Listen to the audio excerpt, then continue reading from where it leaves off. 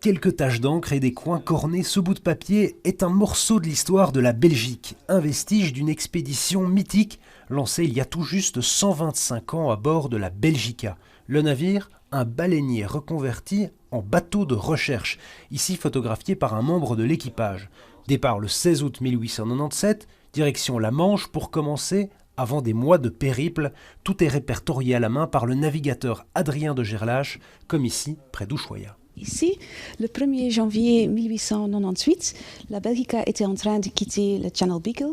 Et vous voyez ce petit cercle, ça c'est le point où la Belgica a touché un récif. Donc là, c'était presque la fin de l'expédition. Pour sauver le bateau, il faudra alors le vider pour abaisser la ligne de flottaison et repartir direction l'Antarctique pour tenter d'atteindre le pôle sud magnétique. À l'époque, voici la carte utilisée par l'équipage, quelques reliefs, mais c'est tout. À cette époque, l'Antarctique était une partie du monde qui était complètement inconnue.